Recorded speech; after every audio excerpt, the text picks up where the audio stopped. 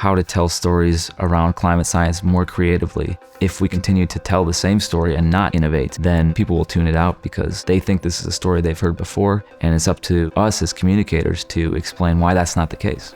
I'm Alec Luhn. I'm a climate journalist. Well, I started in journalism as a foreign correspondent, an English language newspaper in Moscow, covering mainly politics, but felt that I was missing the bigger story of our era, which I think is climate change. Even as I was in Russia, I started doing more climate stories, ended up going to the Arctic a lot, covering permafrost.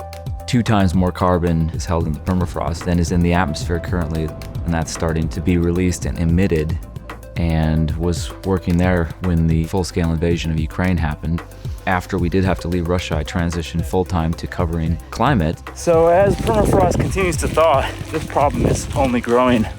There's a lot of challenges with reporting on climate change. One, it's a slow-moving, incremental story that people think they've heard before. It's getting warmer, it's getting worse, and so it's always a challenge to bring the story of climate change in a new light and to communicate that it's not the same story we've always heard before. It's actually very dynamic and developing very quickly.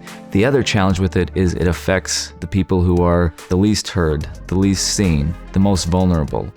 There are rays of hope, and the biggest one for me is just seeing how fast technology has changed to the point that it's often cheaper to save the world than to destroy it at this point. The cost of electric vehicles is coming down. The revolution in solar panels has meant that it's cheaper now to build a renewable power plant in most places than it is to build a fossil fuel power plant. That's changing the basic calculus, the economics of the question.